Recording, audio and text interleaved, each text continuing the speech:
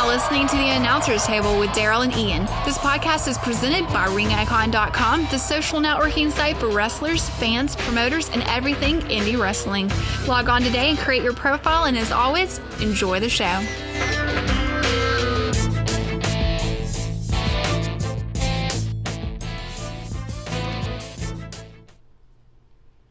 Hey guys, this is Ian. And I am AJ Lee. You might have the same breast size. But... Wait, how's our look now? Crazy look beyond. sexy like that? Yeah, no? No. Alright, I'm actually Daryl. Yeah, and this is the pros for the week, and this is Ring Icon, the Announcers Table, presented by RingIcon.com. Yep. So, as you can see, right now we're going to be talking about some Raw that happened this past Monday. Yeah, we're going to talk about Raw. We're also going to talk about some TNA drama going on, and really just catch you up on some things that happened last week and this week. So, obviously last week's Raw we talked about pretty extensively, but we'll go ahead and talk a minute about it again, just for those that didn't see last week's. It was Raw after Money in the Bank. You know, it was pretty good. I thought so.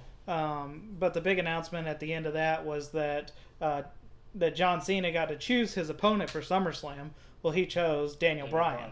Well, the whole storyline now is that Brad Maddox, the new general manager of Raw, is kind of getting pushed by Vince McMahon to do things.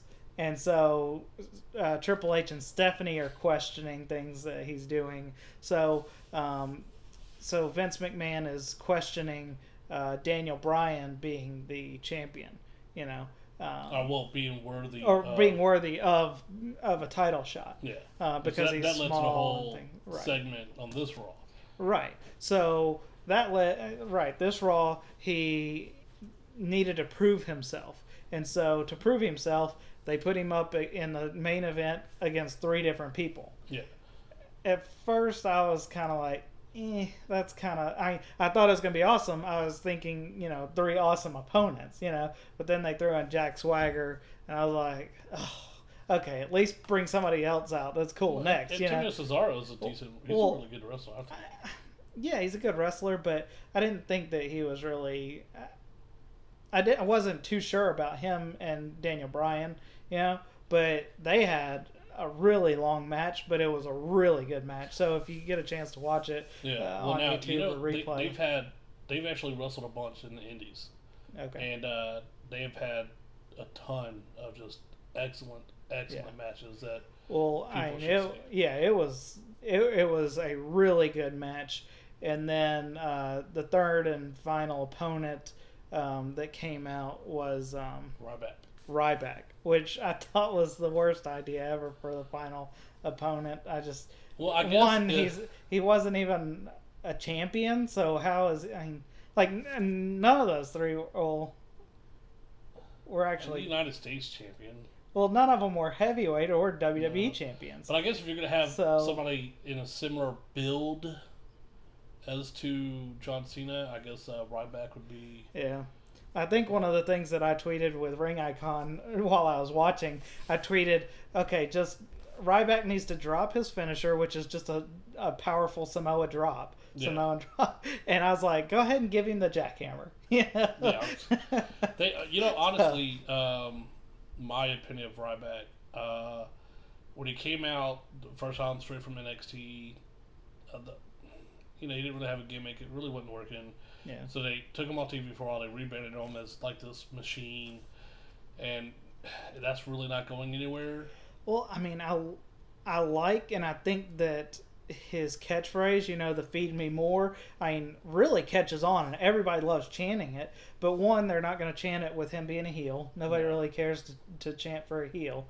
And 2, it doesn't make a whole lot of sense for him anymore, and I don't know. Yeah, and now he has the whole biker vest thing, Ryback rules, and yeah, I don't like Ryback, but I think they need to take him off TV for a while. But it did build up. This next coming Monday on Raw will be a tables match between John Cena and Ryback. So that might be entertaining. it's something different. I mean, WWE doesn't do a whole lot of tables match. Well, I mean, they don't do a whole lot of them anymore. So we'll see. We're guaranteed to see 7 moves. Yeah, I mean, at least one through a table. Yeah. So, I mean, it'll be all right. But the other storylines going on is AJ Lee and Big E Langston. Yeah, so it's kind of weird. I mean, he snuck that kiss on her on Friday Night SmackDown, and then they kind of are like really kind of getting together on Raw. So I guess they're really building up this whole, I don't know if I like that because honestly, I'm not a Big E fan because he. But I don't know. There's something about him. I'm not clicking with him. Well, I know you didn't catch all of Raw, but him and Dolph Ziggler had a quick encounter at the end of Dolph Ziggler's match, and it was actually pretty good. I mean, I guess it was really planned out. You know what I mean? Yeah. But it was a good little back and forth real quick. So if they could do that again, if they can keep going with that, I don't know. I mean, I'd like to see him in a full match that's not a tag match, because I think that's pretty much what he's been in up to this point, is tag matches with Dolph Ziggler. I mean, he had one singles match with. Well, I think he's been in a couple singles, but he's kind of squashed all his opponents. Yeah. You know what I mean? And his finisher is like a. I don't know. His voice to me doesn't match his body. Doesn't match him. Well, don't let him talk. I mean, that's why he needs to have AJ on as his mouthpiece. Keep talking for him. I mean, I don't know. We'll see what happens. Yeah. But I mean, I don't like the fact that they're deterring Dolph Ziggler from a championship, because I liked him and Antonio. I liked him and Alberto Del Rio going against each other for the title, and I was really hoping that he would get the title shot or the title back. But we'll see what happens from there.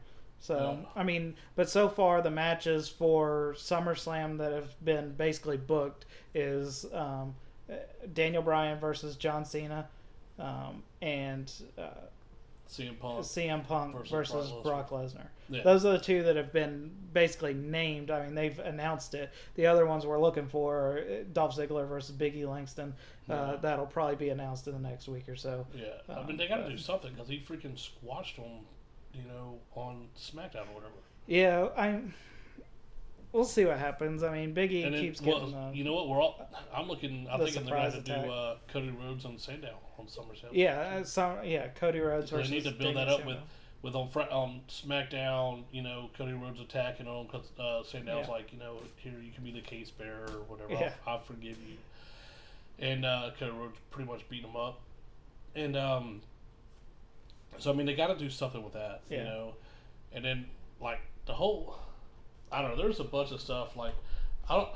Yeah, this Raw was kind of weird. The matches were just off. Well, like Titus O'Neil and Darren Young, I don't think they should be on Raw. I don't think they're Raw caliber, in my opinion. And I don't understand why they were in singles matches. Yeah, they're a good tag. Yeah, they're a good tag team. So I mean, they need to. But you know what though, WWE's notorious for doing that, taking tag teams that are together and just making them wrestle singles and then pitting tag teams together that doesn't make sense sometimes. And yeah, I mean, hey, it's a filler Raw really, just because like we said, they've been really good, and this one was pretty good. It wasn't one of their best, but they're trying to fill the gap between now and SummerSlam.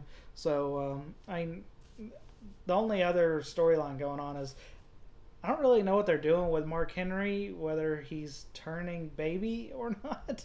I don't really know. I think it's kind of hard for him to turn baby against the Shield because everybody likes the Shield. Yeah, but they like the Shield. It's like DX, they were heel, but yet everybody still liked them. Yeah. So whenever they don't like when the Shield wins by cheating. Nobody really likes that part of it. So. That's why I think people can respect the Shield and like them when they first come out, but hate them at the end of the match. I wouldn't call it cheating. I just call it interference. Yes, but the Mark Henry thing, he's kind of getting help with the Usos. against the Shield. So that looks like it might be building up for a 6-man tag. Yeah, so at that'd probably be SummerSlam. at SummerSlam. But we'll see how that goes. I don't really know You're how. still gonna have Alberto Del Rio wrestle SummerSlam. Yeah, he's still got a couple weeks, so I don't know how Who well. has that?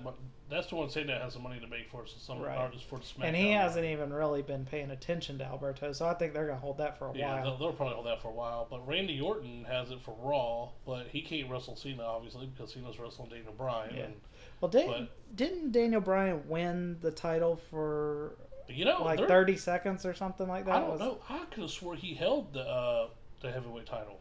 Maybe it was. I thought he had it, and then he lost it at the same time because he got hit by somebody.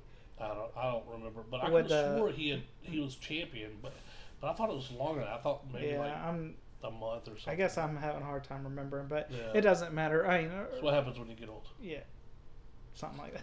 But I mean, that's pretty much Raw right now. They're really filling the space, but they're starting to build up a decent looking pay-per-view for SummerSlam. Well, definitely. I don't see why we wouldn't be watching SummerSlam.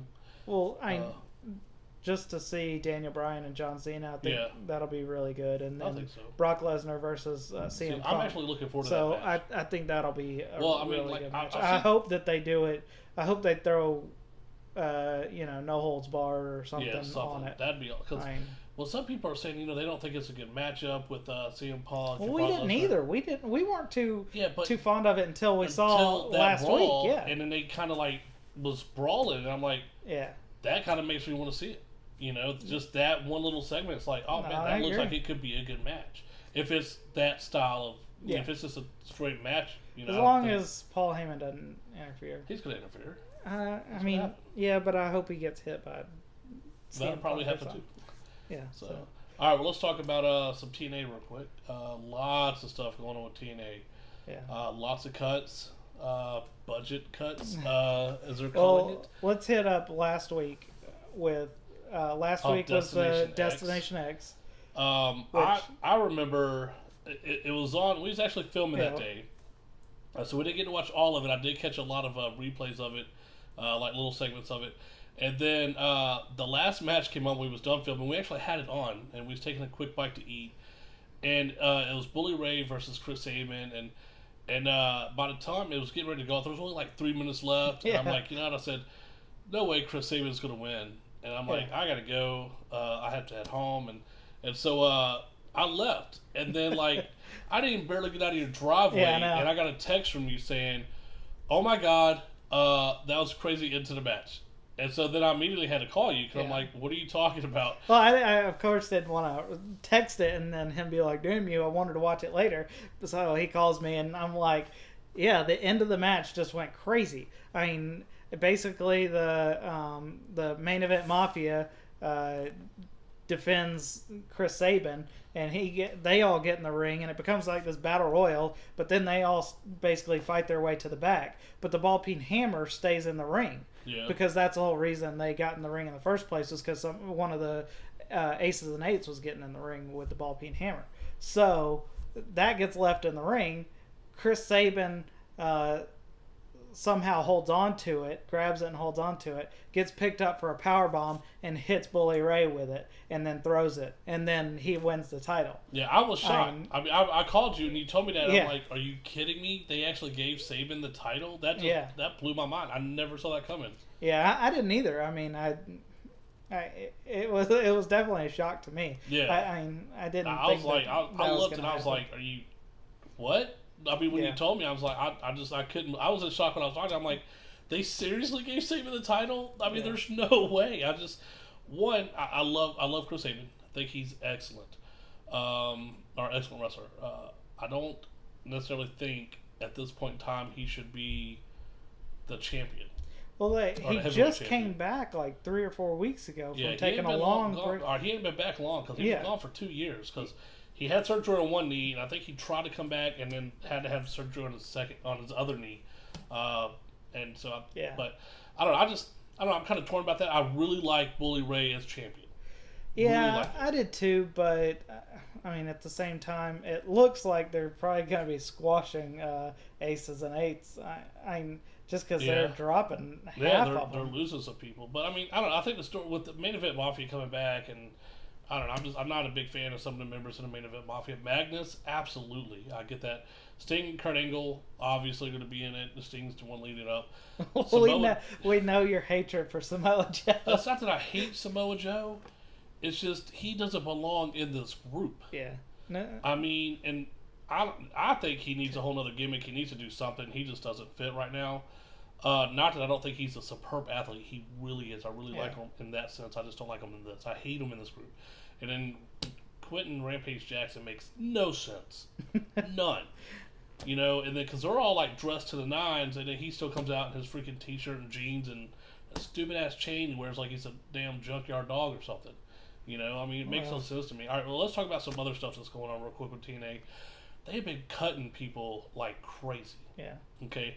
Now, I don't know if you remember a year ago, 2 years ago, it's been a while, Jesse Thorson was wrestling Zima Ion or whatever, which he's been cut already. He did a move or something. I forget. It's been so long I forget what happened, but he landed on Jesse Sorensen's head or neck, and it broke his neck. He was out for a while. But Jesse Sorensen was also was an assistant or something in the back, and did stuff in the back. And well, during all that stuff, apparently Dixie Carter had told Jesse Sorensen, whatever, I can't remember his last name now, just like what Sorensen or whatever. Yeah, that he will always have a job with TNA. And he got cut. You can't guarantee somebody a job forever. I know, but he got cut, and that was like a big controversial cut. But they've been making a lot of cuts, and it's due to the fact it's costing them. I read somewhere between almost $600,000 for each live show that they do, or live-ish show that they do on the road. You know, where they tour around, and they don't draw what WWE draws. No, definitely not. I mean, they go to smaller arenas, and two, I don't know if anyone's ever looked at tickets to get there. They cut half. They only film half of the arena because the other half is empty. They only sell seats on one half of the arena that they film towards. Probably 2/3. I think it's just like want to have like this little part by the stage and then this little part behind the announcers. But it's like this over here.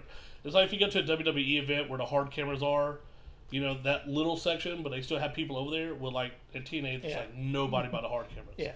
And so it makes. Yeah, they definitely cut they're out. They're not making the money, and it's costing them so much to do the shows and stuff like that, and so they're having to do a lot of cuts, and some of them I get.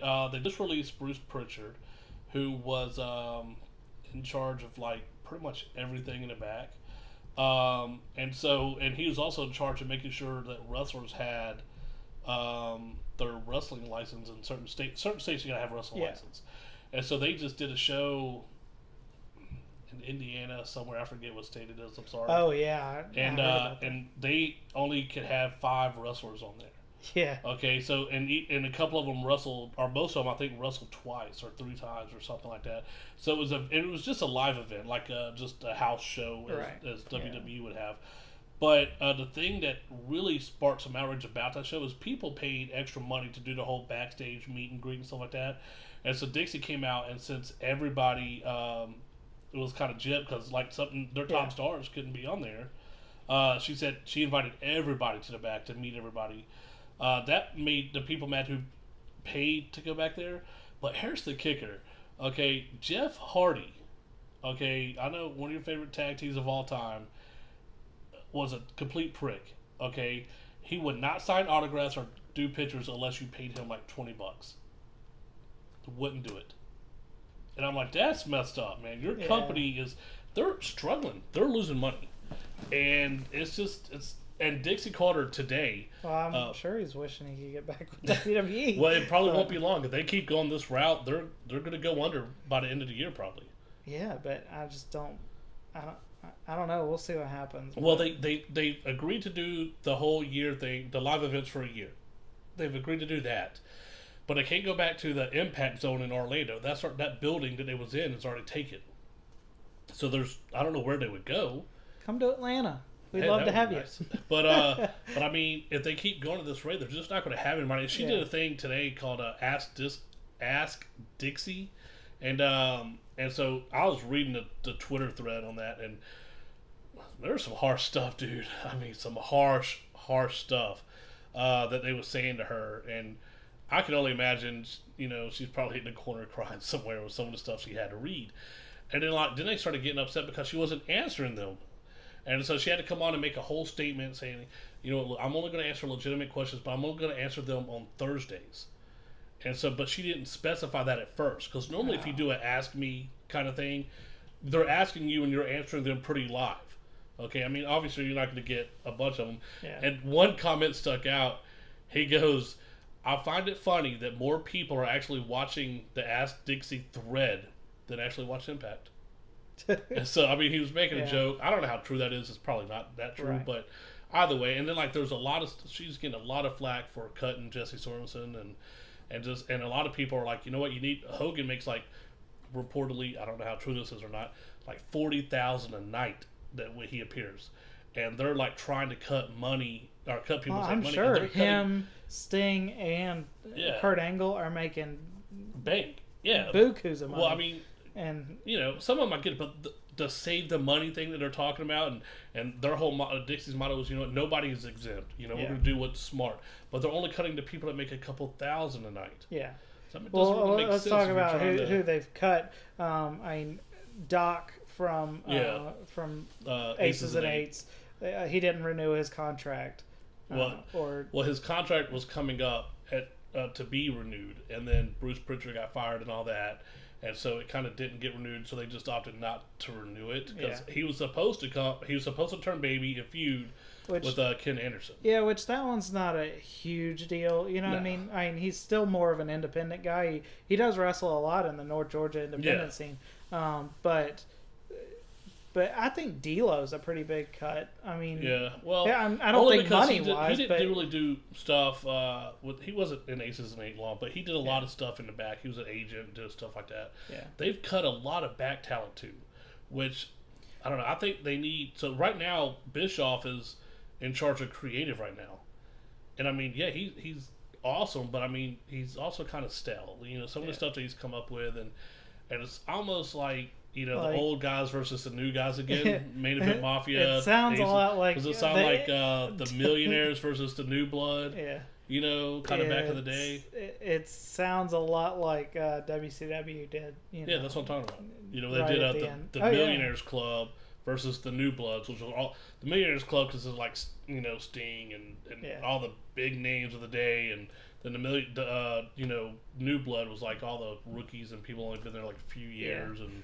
So we'll just have to see what happens with it, but I don't know.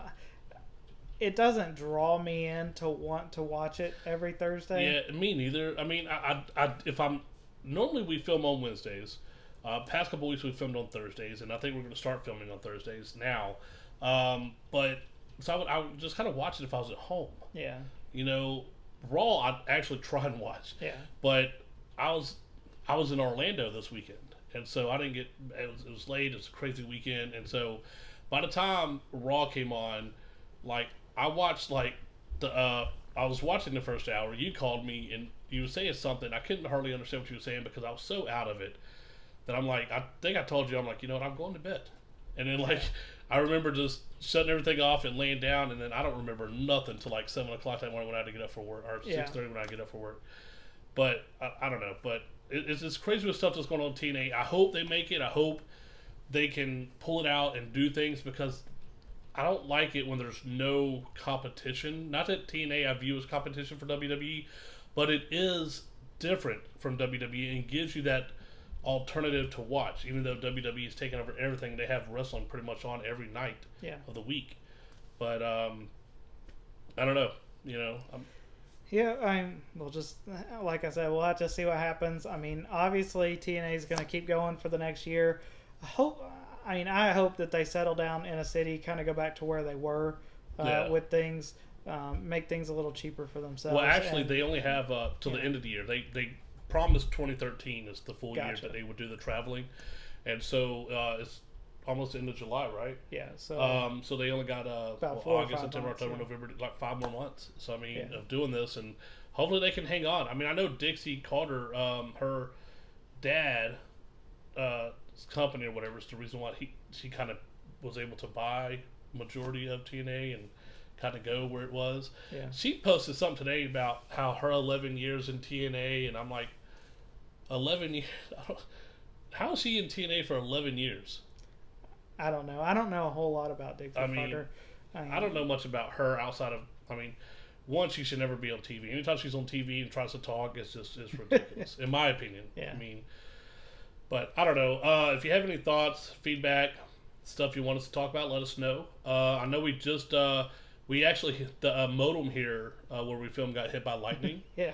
So we was unable to put up shows on Monday and Tuesday, but it finally got fixed on Wednesday. So we did put out the John Arden, the Hellraiser John Arden interview. I'm excited about that. It's really good. I've already gotten a bunch of positive feedback from that. Yeah, I mean, we're like we said in the interview, we've been trying to get him on since the very beginning. Yeah, he was since supposed to be our he was supposed to be our first interview, and it just didn't work out. Finally, we got him on, and we're definitely glad because he has a vast knowledge of experience. He helped me through a lot. He's trained me a lot. He's trained you a lot. Yeah, you know, so. If you haven't seen it, go and watch it. It's definitely watch it. A great and we have interview. some good interviews coming up. We have Michael Cross, I believe, is next week. Yeah. And he actually outside of he does wrestle. He's actually forming back with his tag team partner, Shane Williams, and they're coming back as the Dixie Dream Team or something like that. That's cool. I just saw a post about that. So I mean that's kind of neat because I like them two paired together. Oh yeah.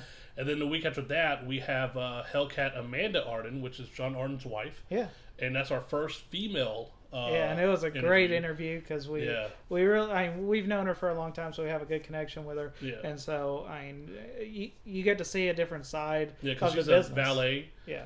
And I actually asked her the question. I said, "What's the difference?" I was telling her how we was at a show, and I was talking to the people about Ring Icon. And I was saying valets, and just as I said I was scanning the room, but just as I said valet come out of my mouth, I happened to land upon a woman back there, and she quickly corrected me and said she's a manager. Hey. And, so I mean, I posed that question to Amanda, and I'm like, is there a difference? What do you consider yourself as? And she's like, I'm a valet. Well, she goes, I do what it takes to get done. But you know what? Check it out. You gotta. Check it out. I don't want to spill the beans. I get excited about this stuff. I don't spill too much of the beans. Check it out. It'll be out. It's a really good interview. It'll be out.